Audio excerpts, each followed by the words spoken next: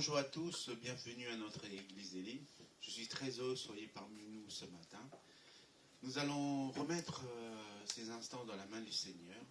Avant de commencer par la louange, nous allons prier que l'Esprit de Dieu soit dans cette salle et que vraiment, Seigneur, qu'il puisse prendre soin de chacun d'entre nous.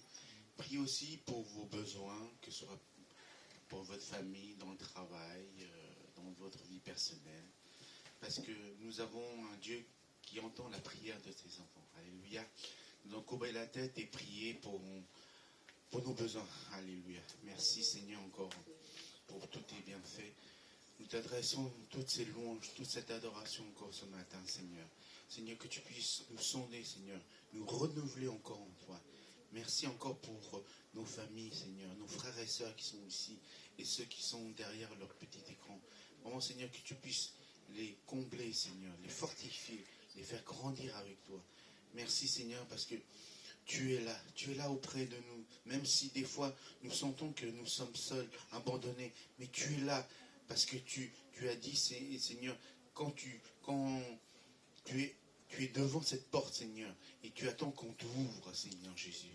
Merci encore, Seigneur, pour toutes tes bénédictions, pour toute ta bienveillance envers chacun d'entre nous. Merci encore, Seigneur, 3 fois ça. Je te demande aussi de bénir, Seigneur, notre pays où nous résidons, Seigneur. Vraiment, Seigneur, que par rapport à la situation, toute chose, Seigneur, nous te confions entre mains. Nous te confions nos fardeaux entre tes mains. Nous confions tout entre tes mains. Sois loué, sois glorifié. Au nom de Seigneur Jésus-Christ. Amen. Amen. Je vais passer la parole à notre sœur Cathy pour la louange. Soyez bénis.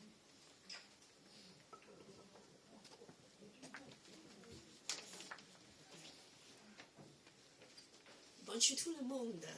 Bonjour les bien-aimés de Dieu ce matin. Nous voulons encore passer des moments de louer nos dieux qui est grand. Nos dieux est grand.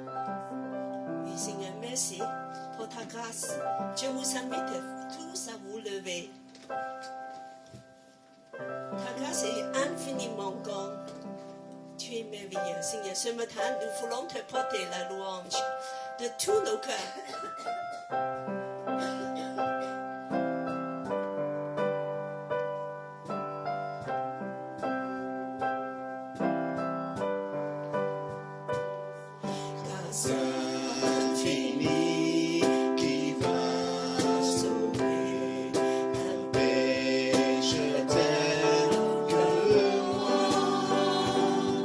J'étais perdu, il m'a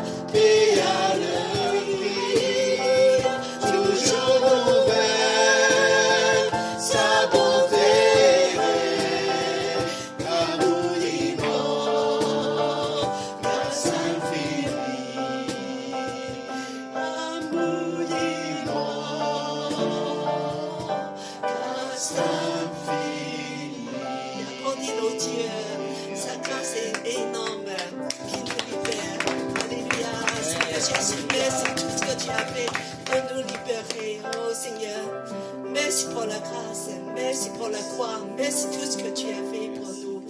Alléluia. Seigneur, nous te louons, nous t'adorons ce matin. Oh, Seigneur, nous célébrer ton nom. Alléluia.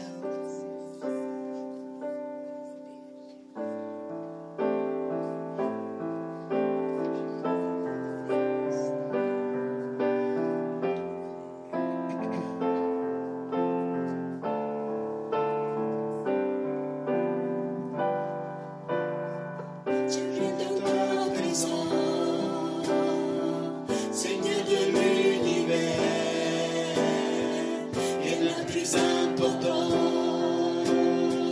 rien n'a plus de valeur. Je viens chercher ton cœur, trouver ta volonté, me tenir prosterné, sans chantant des louanges. Je viens dans ta présence, Seigneur de l'univers, rien de plus important, rien de plus de valeur. Je viens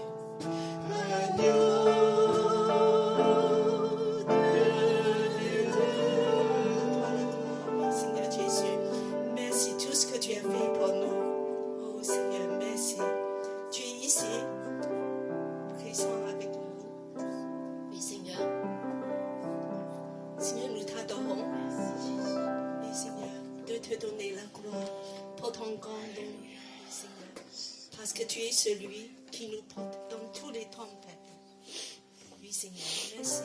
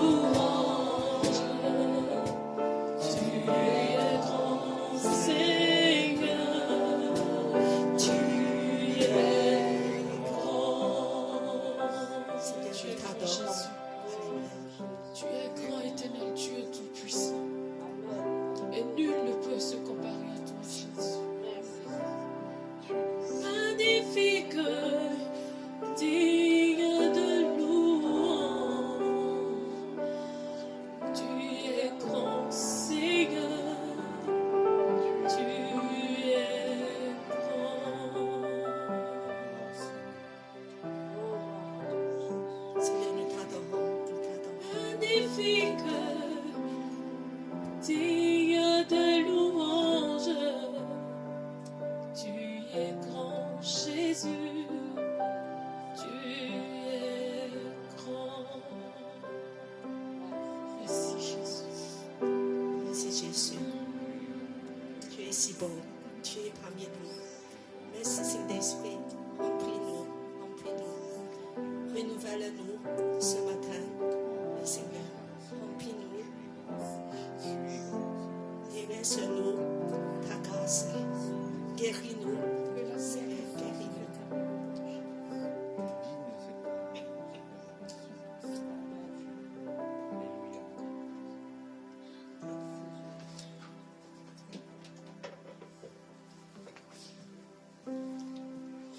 Vous pouvez s'asseoir. On va continuer pour les enfants de louer le Seigneur car son nom est grand. Ton nom est grand, ton nom est saint, ton nom est digne de louange. À toi l'honneur, à toi la gloire, à toi la puissance et la force. Ton nom est grand, ton nom est saint, ton nom est digne de louange. À toi l'honneur, à toi la gloire, à toi la puissance et la force.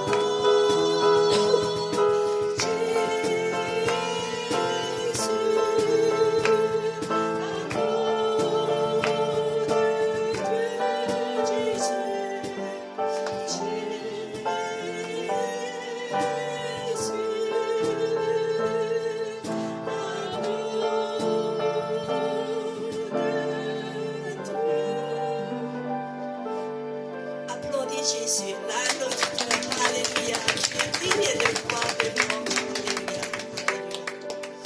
Amen.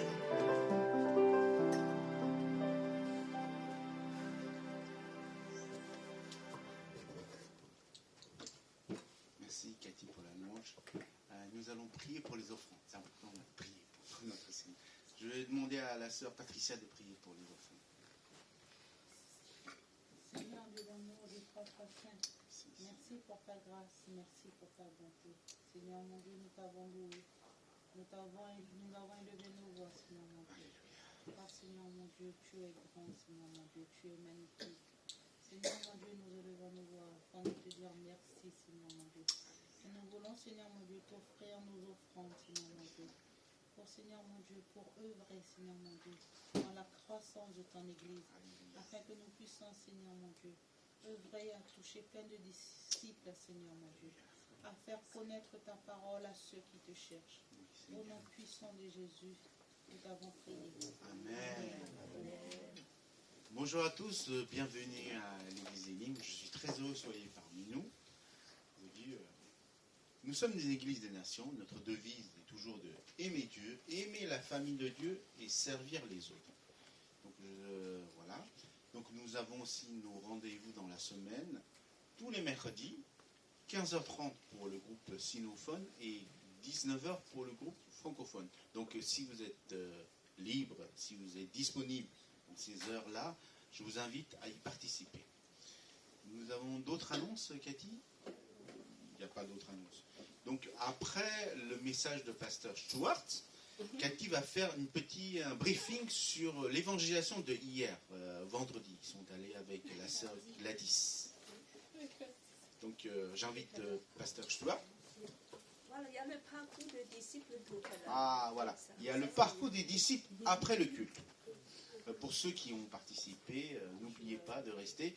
Et aussi, il y a Yann et Philippe qui nous ont fait des super sandwichs. Voilà, comme d'habitude. Comme d'habitude.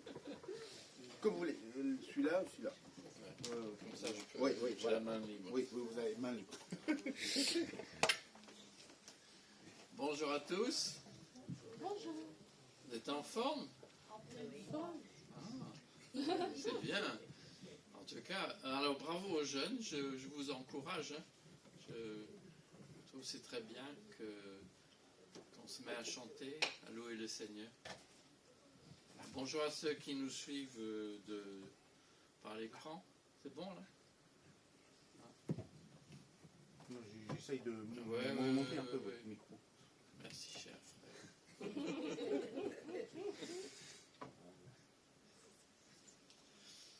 Merci à Cathy aussi qui prépare la louange et les PowerPoint. Alors, on va commencer par la prière. Seigneur, nous avons besoin de ta parole pour éclairer notre route. Nous sommes contents parce que tu nous parles et tu nous diriges. Aide-nous ce matin à recevoir ce qui est pour nous personnellement Oui, Seigneur. et que tu nous aides et que tu aides cette communauté à grandir, à devenir de plus en plus solide et surtout de bénir chacun aujourd'hui selon sa prière, selon ta volonté, pour ta Merci, seule Seigneur. gloire. Amen. Amen. Voilà. Ah, moi, je suis toujours heureux de venir chez vous, surtout quand il y a le 14 qui roule. C'est un petit peu plus rapide. Voilà. On va commencer par, oui, alors, êtes-vous sous pression? Voilà, super image là. J'espère que vous n'êtes pas comme sur la photo. Là. Des fois un peu. Hein. Un peu, d'accord. Alors, on a quelques lectures. Alors, je sais pas, c'est Patricia qui défile. Là. C'est Patricia qui défile. Oui. Qui défile. C'est Jacques. Ok, on va commencer par celui-là. Je ne sais pas qui va. David, tu as lu? De la part de Jacques, qui est au service de Dieu et du Seigneur Jésus-Christ, j'adresse mes salutations aux 12 tribus qui sont dispersées dans le monde entier. Mes frères et sœurs, considérez-vous comme très heureux quand vous avez passé toutes sortes d'épreuves. Car vous savez, si votre foi résiste à l'épreuve, celui-ci produit la persévérance. Mais veillez à ce que votre persévérance tienne bon jusqu'au bout, afin que vous soyez parfaits sans défaut et qu'il ne vous manque rien. Cependant, si l'un de vous manque de sagesse, qu'il la demande à Dieu, qu'il la lui donnera. Car Dieu donne à tous généreusement et avec bienveillance. Philippe?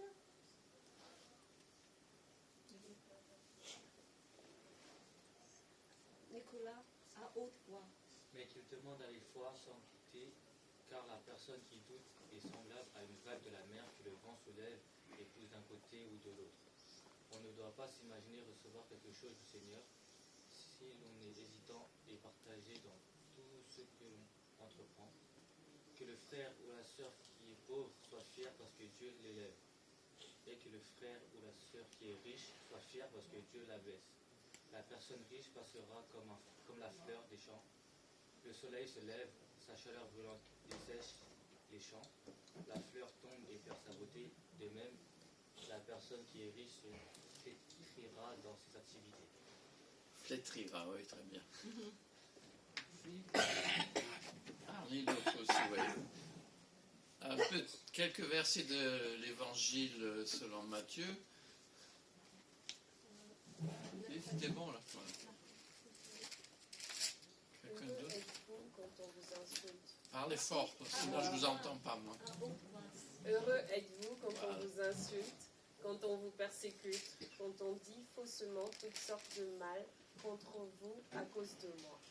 Réjouissez-vous, criez de joie, car une grande récompense vous attend dans les cieux. C'est ainsi, en effet, qu'on a persécuté les prophètes qui vous ont précédés. Merci. Voilà. Alors, juste réjouissez-vous dans le Seigneur. C'est un petit peu ça le mot d'ordre de ce matin tiré des psaumes. On m'a demandé en arrivant, et c'était très bien, si je prenais du sucre. Ça va pas, j'ai dit non. J'ai réussi à Et c'était, vous ne savez peut-être pas que c'était le titre d'une émission de télévision britannique sur le handicap. Alors, quand vous mettez du sucre dans votre café, il faut le Douille. ouais. secouer, oui. Mélanger. Voilà.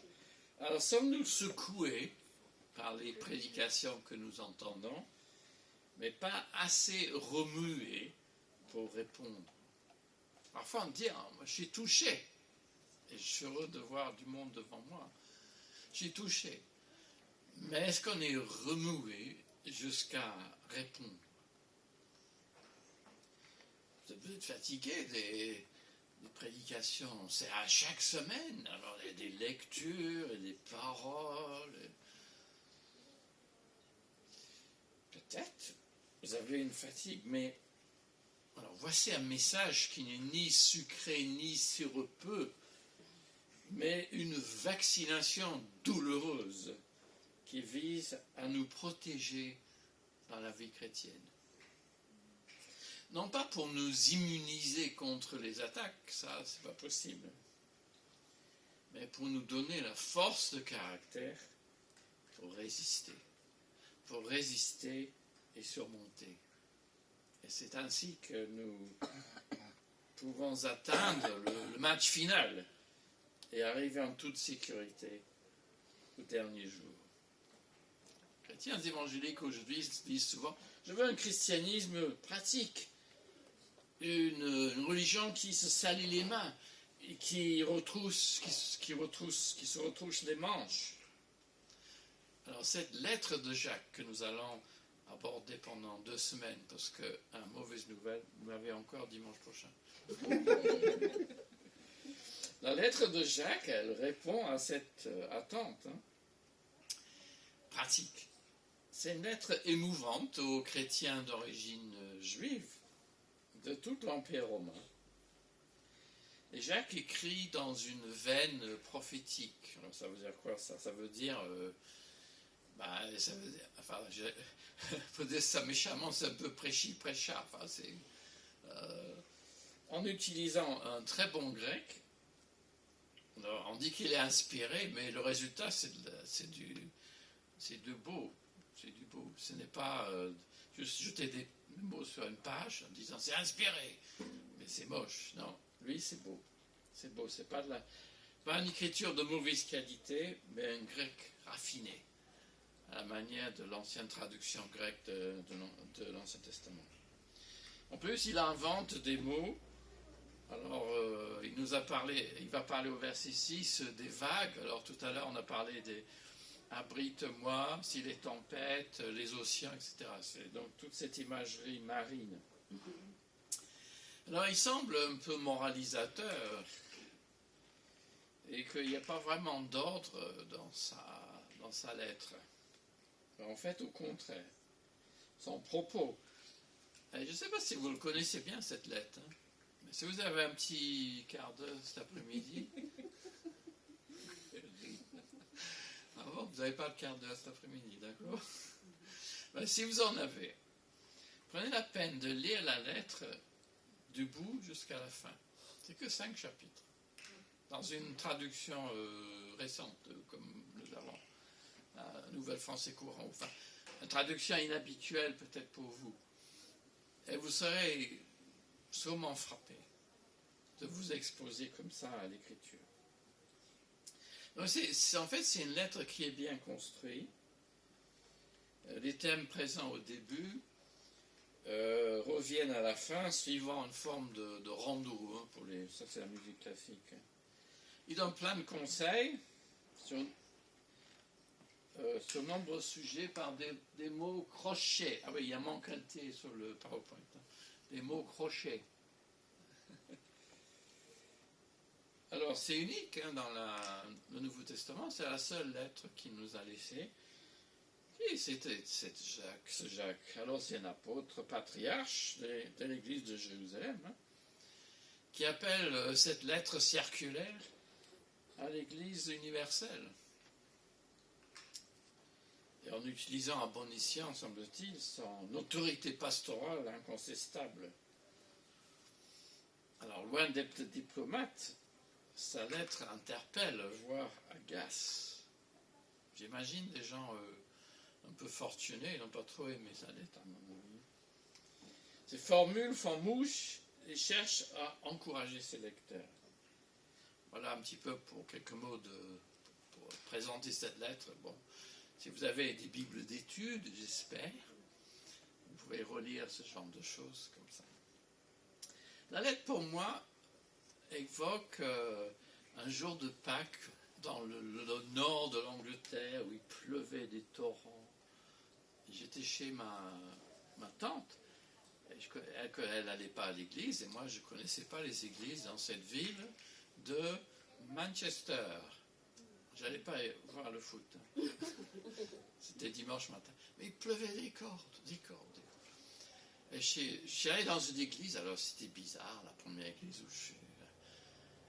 Et je ne vous explique pas tout ça, mais c'était bizarre, alors je suis sorti avant le début du culte. Et j'ai bien fait. Et j'ai marché un peu plus loin. Parce que c'était pas une église chrétienne. Je savais pas. Enfin, j'ai ressenti que c'était pas l'église. Il y avait quelque chose qui clochait dans ma tête. Et bon, je vous épargne les détails. Alors, je suis allé plus loin. Là, c'était une église méthodiste. Alors, le jour de Pâques, wow, je me suis dit, ça va être un super culte. Il n'y avait même pas de pasteur.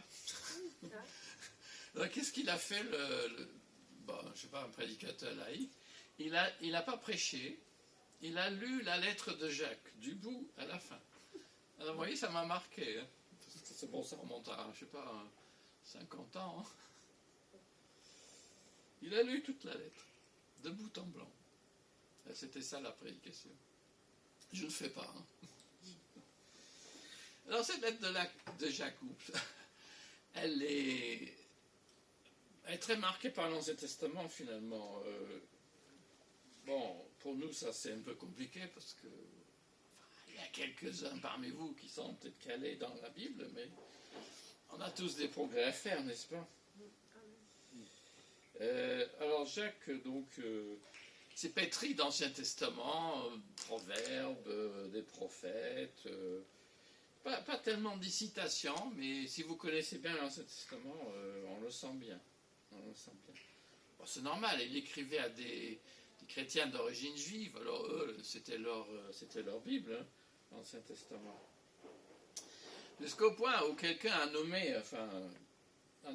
surnommé Jacques l'Amos de la Nouvelle Alliance.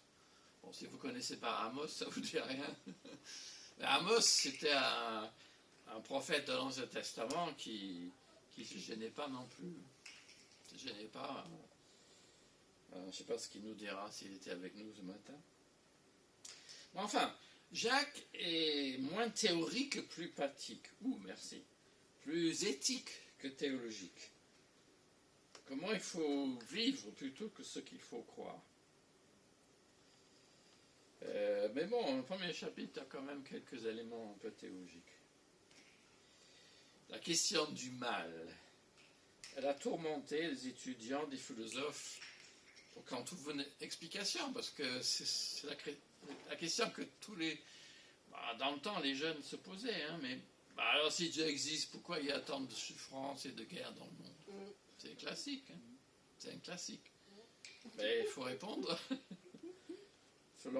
Alors Jacques, il ne discute pas sur l'origine du mal, il parle nullement des douleurs de l'enfer, il ne dit pas non plus la volonté de Dieu, ceci ou cela. Lui, il dit plutôt comment il faut vivre. Et c'est pour ça que cette lettre, elle est probablement bienfaisante et j'espère bien adoptée à nous aujourd'hui. Parce que même des jeunes chrétiens, nous, on peut se dire, mais pourquoi cela m'arrive-t-il? Où est Dieu dans tout cela? Est-ce que je passe par ceci et par cela? C'est pas juste. Pourquoi moi? Moi, j'entendais ça tout le temps à l'hôpital. Hein. Et des épreuves et tout ça. La dernière fois où j'étais avec ici, quelqu'un m'a dit, mais pasteur, il n'y a pas seulement une épreuve après le baptême, c'est tous les jours. Alors j'ai retenu ça, je me suis dit, bon, ben, pour ça, on va prendre Jacques, hein, parce que lui, qu'est-ce qu'il dit? Mais il est un peu fou, Jacques. Il dit, mais Considérez-vous heureux quand les épreuves vous arrivent? Oui, aïe, aïe. Ben, c'est pas du tout ce que nous on aurait dit. Hein. Je crois pas. Hein. Je crois pas. Alors, en tout cas, il nous dit d'être joyeux, de nous réjouir lorsque les épreuves nous arrivent. Bon, je crois qu'on est surpris quand les choses difficiles arrivent. On est surpris. Et c'est pas naturel, ça ne colle pas avec notre idée de la vie chrétienne. Ça veut dire qu'on n'a pas la bonne idée, mais hein, vous corrigez. Mais il y a des choses qui arrivent dans la vie qui sont dures, c'est vrai. Hein? Et on peut se dire, mais ça ne colle pas avec ce que je pensais. Mais nous sommes surpris. Nous avons une image, bon, surtout dans beaucoup d'églises, peut-être certaines églises plus que d'autres, hein, mais que la vie chrétienne, elle est victorieuse, elle est triomphante, et on espère avoir, pas de nuages, mais la lumière, parce qu'on est dans la présence de Dieu. Nous espérons, pour prendre les noms d'avion, concorde. Mais quand la paix s'en va, quand vous ne ressentez pas la présence de Dieu, qu'allez-vous faire? Quand Dieu ne semble pas là, ça va, je peux vous dire tout de suite, ça va vous arriver. Je ne sais pas quand, mais ça va vous arriver, donc je vous préviens. Et en plus, vous avez lu comme moi, et ça fait du bien, des témoignages chrétiens dans les livres, le triomphe d'un cancer, ou du sida, ou d'un handicap. Alors ce genre de livre, on aime bien les lire, parce que ça, sur le moment, on se dit, waouh. En plus, il y a des gens qui arrivent à surmonter des difficultés, le pire, quoi. Puis on se dit tout bas, que cela ne nous arrive pas, quoi. On est content dans un sens que c'est leur histoire, mais c'est pas la nôtre. C'est ça qui nous rassure. C'est comme quelqu'un qui m'a dit, mais c'est toujours des mauvaises nouvelles à la télévision. Je dis, oui, mais vous le savez pourquoi? Non. C'est pour vous rassurer que c'est pas comme ça chez vous. Ah oui, vous n'avez jamais pensé? C'est pas faux, hein? Les nouvelles sont toujours mauvaises, parce qu'on raconte des choses exceptionnelles, non pas dans le sens de formidable, mais qui n'arrivent pas à tout le monde. Et c'est triste, c'est vrai. Qui n'est pas bouleversé par des images des maisons détruites en Ukraine ou des enfants en Syrie là, avec le tremblement de terre. Mais alors c'est pas pour nous dire merci Seigneur que ça se passe pas comme ça chez moi, mais au fond de nous, si on n'est pas, on est soulagé qu'effectivement c'est pas comme ça chez nous. Mais peut-être ça c'est pas une réaction très juste, mais c'est humain, quoi. On se rassure pour un temps. Tant de gens souffrent dans les combats de la vie. Et la culpabilité, parfois, se greffe aux blessures. Et vous savez ce qui est le plus insupportable? Là, je fais attention à ce que je dis. Ce sont nos amis chrétiens, parfois, qui nous blessent par leur manque de tact. Parce qu'on attend des amis chrétiens le soutien et l'aide. Mais parfois, ceux qui sont les mieux placés pour nous aider, parfois ils nous cassent. Sans vouloir, hein, mais ça arrive. Alors tout cela semble injuste et indigne du Dieu d'amour en qui nous pensons croire. Alors, je pense un portrait un peu sombre, hein. Mais je crois que c'est pas si loin de la réalité humaine et de ce qui peuvent être nos réactions. Alors Jacques dit donc, alors considérez les difficultés comme un sujet de joie quand vous passez par toutes sortes d'épreuves. Il devient fou. Alors mais Jacques, il dit si parce que les épreuves, ça sert à quelque chose et puis il nous donne des réponses. Bon. Qu'on les accepte ou pas, ça c'est autre chose, mais écoutons au moins ce qu'il dit. Si votre foi résiste à l'épreuve, celle-ci produit la persévérance, ou pour les plus athlètes entre nous, l'endurance. C'est mon frère qui me titille toujours et me dit « marche plus vite, ça augmente ton endurance, c'est très bon pour le cœur, marche ». Les épreuves dans la vie chrétienne, ça augmente notre endurance, ça nous rend résistants. Ça ouvre un chemin vers la maturité chrétienne. Veillez à ce que votre persévérance tienne bon jusqu'au bout. L'expérience nous rend, des gens qui font en ressources humaines, ils vous diront ça, les gens qui ont de l'expérience, ils sont confiants, ils sont équilibrés. Bon, vous allez me dire, il y a des gens qui sont cassés par l'expérience, oui, c'est vrai aussi. Mais les épreuves peuvent nous aider à cultiver des qualités spirituelles et morales. Bon, ici, il est dit, afin que vous soyez parfaits. J'aime pas trop cette traduction, parce que c'est pas l'idée de perfection morale, mais c'est l'idée que vous soyez mature à l'âge adulte. C'est ça l'idée. Bon, en France, en ce moment, on s'intéresse beaucoup à la création d'emplois, de jobs. Un job. Ça nous intéresse, notre société, un peu plus que celui que nous, on appelle Job. C'est pas un jeu de mots très réussi, mais bon. Parce que la lettre de Jacques, à la fin, il dit, regardez la fermeté de Job. Parce que si vous connaissez son histoire, peut-être pas. Il dit non qu'il a eu la cata totale. Totale. Mais il est resté fidèle à Dieu. Il est resté ferme dans sa foi. Il n'a pas bougé. Enfin, il a tenu bon. C'est pas évident. Alors c'est pour ça que Jacques dit, voilà, quelqu'un qui est passé par les épreuves, qui en est sorti. Dans notre société, c'est plutôt... et ça, j'ai hâte de sauter, mais en fait, je suis le passage. Je ne sais pas si Patricia arrive à suivre. D'accord. Alors, on va un peu plus loin dans le passage, parce que moi, j'ai perdu la place aussi. Voilà. Oui, notre société, donc, c'est le succès économique qui est à sa place. La gestion des ressources humaines. Ça, c'est important aussi pour les chrétiens, ça. Ce qui compte pour nous, et j'espère que c'est ça, comme ça que vous vivez votre travail, c'est pas sûr, mais c'est... Votre travail devrait, bien sûr, ça apporte quelque chose à la fin du mois, enfin on espère, mais c'est le lieu où vous êtes censé vous épanouir. Ce n'est pas tout, mais c'est un lieu. Après tout, à part dormir, vous passez quand même une bonne partie de votre vie au travail. Donc si vous n'êtes pas épanoui dans votre travail, vous allez me dire, ouais, mais pasteur, si vous savez le boulot que j'ai, vous comprendrez. C'est vrai. C'est souvent vrai, oui. C'est souvent vrai.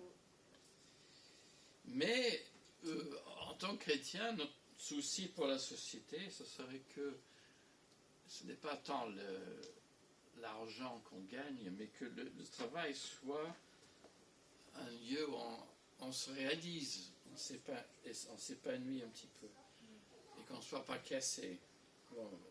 Bon, c'est l'ambiguïté du travail, hein, en fait, c'est un peu les deux. Hélas.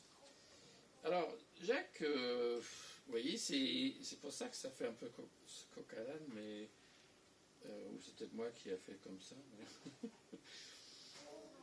Mais il est très intéressé par des sujets, par le monde des affaires. Vous avez dit, mais mon CV chrétien, je ne suis pas tout à fait dans ce niveau. Hein. Ok. Nous avons besoin tous de perspicacité, de savoir-faire. C'est ce que Jacques appelle la sagesse. C'est ça la sagesse. Moi, j'appelle ça la perspicacité et le savoir-faire. Ou le savoir-vivre. Et c'est ça qu'il nous faut pour vivre passer par les épreuves. C'est discerner, c'est comprendre. C'est de ne pas être toujours l'impression d'être floué. Alors, il nous demande de prier. Si vous n'avez pas ce qu'il faut, mais demandez. Demandez. Parce que Dieu donne généreusement. Ah bon? Sans compter ce dont nous avons besoin. Littéralement, sans nous faire de reproches. Dieu ne nous pointe pas le doigt et dit, mais c'est encore toi qui viens de me demander. Non, il ne parle pas comme ça. La concurrence. Hein. Ils sont à 77, mais nous on est encore au verset 5, 6. Voilà. Notre problème à nous, c'est que Dieu va répondre avec bienveillance, dit notre traduction, sans pointer le doigt. Il n'est pas là pour nous blâmer, pour nous dire, mais c'est encore toi qui... Mais notre problème, ou c'est mon problème, je ne sais pas, ne soyons pas incertains ou incrédules quant à la capacité de Dieu à répondre. Dieu nous dit, ben demande et je te donnerai ce qu'il te faut, cette sagesse. Alors, nous on dit, mais bon, est-ce qu'il va vraiment me demander quelque chose? Mais imaginez, est-ce qu'on peut recevoir quoi que ce soit du Seigneur, c'est en demande et en doute? Et c'est ce que Jacques dit, il est comme quelqu'un qui est partagé. Verset 8, littéralement, c'est un homme à l'âme partagée. Ça, c'est le cas de beaucoup dans notre société, beaucoup dans les églises. Ça veut dire quoi, l'âme partagée? Ça veut dire indécis, irrésolu. Alors, notre traduction sur l'écran, hésitant et partagé. Alors, est-ce que vous êtes hésitant et partagé? Non, c'est pour il y a une image pour le... Alors, je ne sais pas si vous avez lu Le voyage du pèlerin de John Bunyan. Bon, c'est un vieux livre. Alors, je ne sais pas si ce que j'ai dit était tout à fait juste, mais il y a un personnage, on ne peut pas le traduire de l'anglais, hein, Monsieur Facing Two Ways, ce qui est pas mal. C'est pas un Mr. Man, mais Mr. Facing Two Ways. Alors, je l'ai traduit, Monsieur Girouette. Monsieur Girouette. Voilà. Tantôt il se tourne vers le royaume de Dieu, tantôt il se tourne vers le monde. Mais on est comme ça, hein? Enfin, peut-être. Le fameux pour l'Occident, hein, le chrétien, Augustin d'Hippone, il a prié dans ses confessions, Seigneur, rends-moi pur, mais pas encore. C'est honnête, Thomas. Hein? Alors, si vous êtes un peu girouette, il y a des gens qui disent, ah oui, je vais peut-être venir, ouais. Ah ben non, je ne peux pas. Ah oui, je vais peut-être venir. Indécis. Il y a des jeunes chrétiens, c'est un peu normal, mais instables dans tout ce qu'on fait. Instables. Et c'est ça c'est parce qu'on n'est pas sûr de soi parfois, enfin du point de vue psychologique, hein, mais c'est aussi parce qu'on manque d'expérience, on ne sait pas. Mais l'instabilité, c'est une plaie, comme traduit la Tobe, fluctuant dans toutes ses démarches. Ça me plaît, je trouve ça pas mal. Fluctuant, ça veut dire, on n'est pas... C'est ça que Jacques, il veut nous aider à ne pas être comme ça. C'est parce que c'est l'incohérence. Et elle nous paralyse. Le doute et l'indécision. Quand vous avez une décision à prendre, souvent, tant que vous n'avez pas pris la décision, vous êtes flottant. Mais quand vous avez pris la décision, là, ça va mieux. Hein? C'est pas vrai? Oui. Ah, vous êtes d'accord. C'est bien. Mais l'indécision et le doute, ça bloque la foi et frustre la prière. Donc c'est demander au Seigneur, Seigneur, aide-moi à voir clair, aide-moi à me décider. Alors il y a des chrétiens qui disent, Seigneur Tout-Puissant, décide tout pour moi presque. Non, le Seigneur ne le fera pas. Il t'a donné un cerveau, enfin certains en ont un peu plus que d'autres, hein, c'est vrai. Mais il faut l'utiliser. Comme beaucoup de choses, quand on les utilise, ça va mieux. Mais c'est quand on est indécis, qu'on n'est pas sûr de soi, qu'on ne sait pas où on va dans la vie, et je pense qu'il y en a parmi nous comme ça, hein, ce matin. Ben, c'est angoissant. Il y a un philosophe danois qui s'appelle Søren Kierkegaard, pour ceux qui ont fait le philo. Lui, il était angoissé comme tout. Mais là, il a écrit des choses, je ne suis pas spécialiste de Kierkegaard, mais il savait ce que c'était cette indécision et cette angoisse. Il l'a décrit très bien. Et en même temps, sa foi chrétienne l'a aidé à surmonter.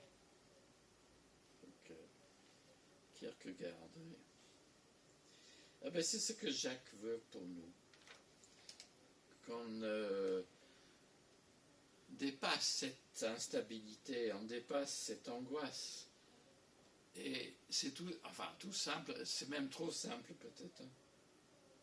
Mais c'est à demander à Dieu. Demande à Dieu. Et il te donnera. Bon, ça serait pour un autre sujet, hein, parce que les gens disent, ouais, ben je demande, mais j'ai rien. Bon, je ne peux pas te répondre à tout ce matin. Jacques, il dira, oui, mais vous demandez mal. Mais bon. Vous voyez, c'est pratique, Jacques, il a une réponse à tout. Mais en tout cas, apprenons à demander. Et c'est ça notre problème. On a parfois l'impression que nos vies, des choses qu'il faut demander, sont trop petites, quoi. Ça ne vaut pas la peine de demander à Dieu. Hein? Ben si. Demandez à Dieu qu'il vous aide à vous lever plus tôt le matin pour que vous soyez à l'heure. Enfin, non mais, oui, c'est trop banal peut-être, mais non.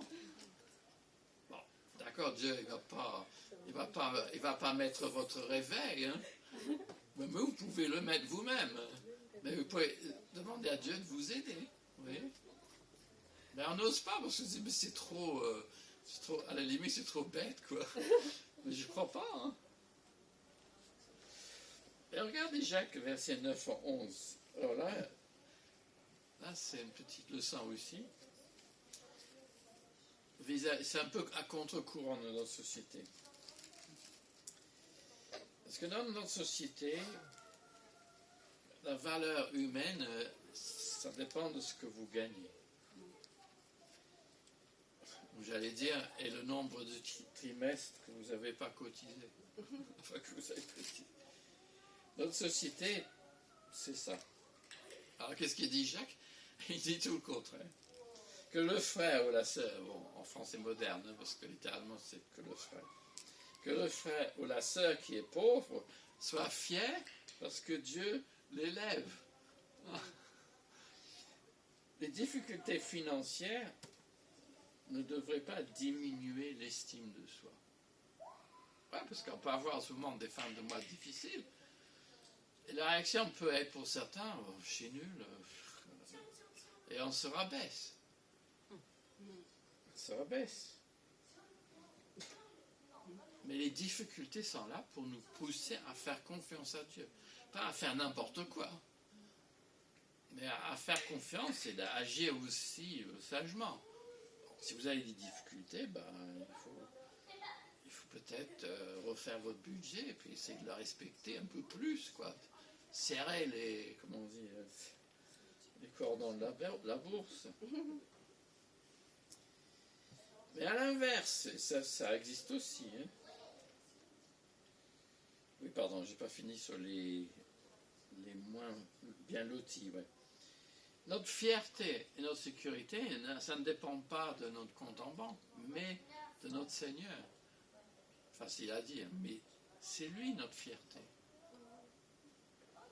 Alors, si on n'est pas très nanti, hein, faut pas faire les spots pour ceux qui ont du fric. Hein.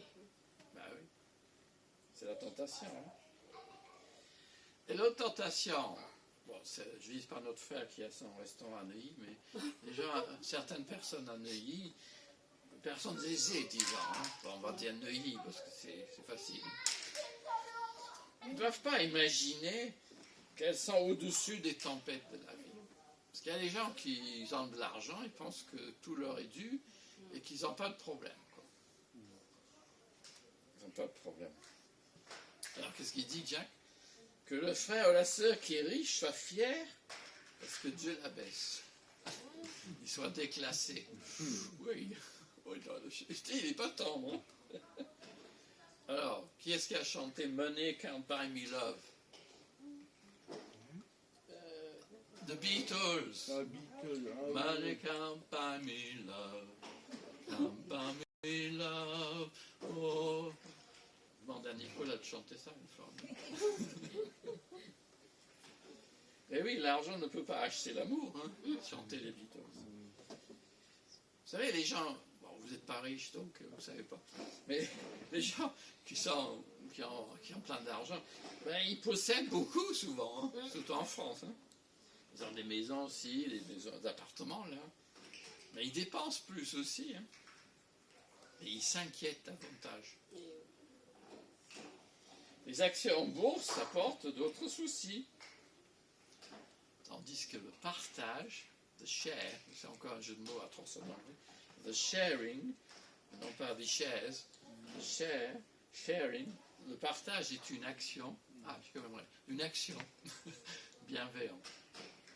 Nous, ce qui nous intéresse, c'est de pas avoir des shares, have shares, but to share.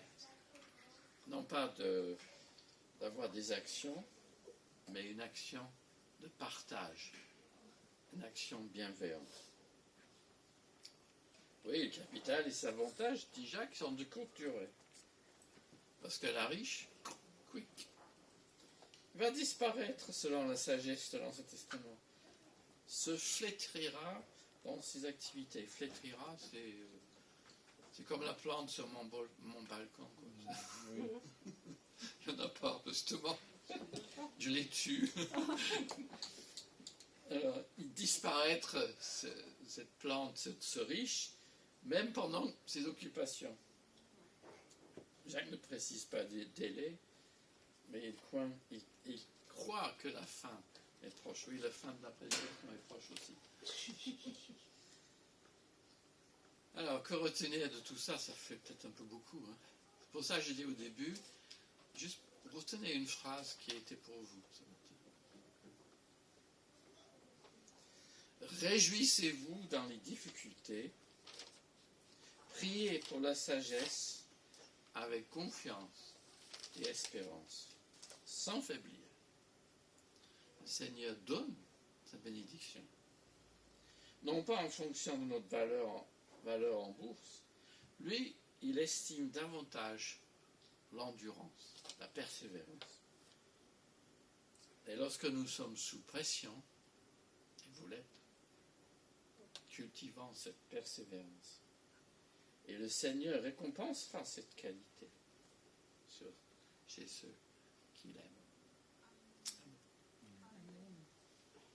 Prions. Seigneur, tu nous connais. Par ton esprit, aide-nous à retenir ce qui était pour nous.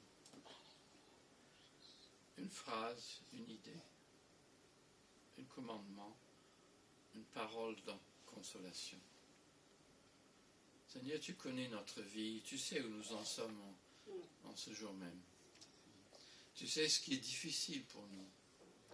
Et tu nous invites à le partager parfois avec quelqu'un dans l'Église. Non pas que nous avons toutes les solutions, mais nous savons que le partage fait du bien. Aide-nous, Seigneur, à avoir cette action bienveillante pour toi, de persévérer, de grandir dans notre foi, pour que quand le jour viendra, on sera prêt à te rencontrer. Seigneur Jésus, entends notre prière. Amen. Amen.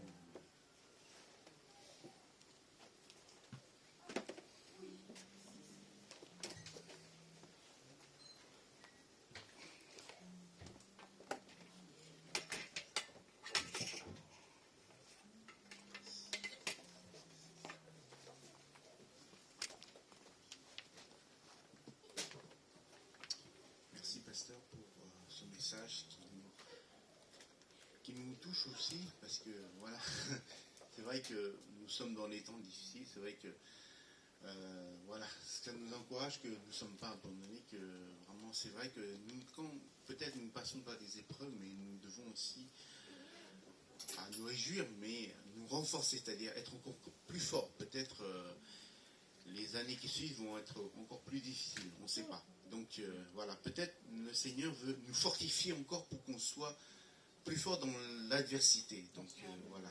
Donc c'est moi, pour ce message, c'est un message d'encouragement, que ce soit dans ma vie personnelle ou dans ma vie professionnelle. Voilà.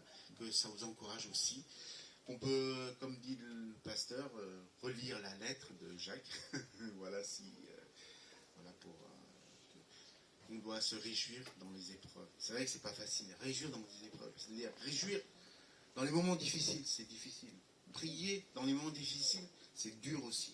On est tous, comme on dit, mis sous la même enseigne. Hein. Donc voilà. Mais je vous encourage à persévérer, vraiment à persévérer dans la parole, que le Seigneur nous a dit que nous aurons des épreuves, mais nous aurons de l'espérance et un avenir. Parce que sa parole, c'est pas aujourd'hui c'est comme ça, demain ça change. Sa parole est fidèle et sa parole ne change jamais.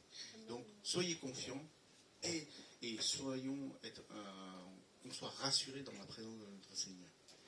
Voilà, le culte va prendre fin. Cathy, tu veux qu'on enregistre ou pas? Ok. Donc pour ceux qui sont en ligne, on vous donne rendez-vous dimanche prochain à la même heure, 10h30. Au revoir et bon dimanche, soyez bénis.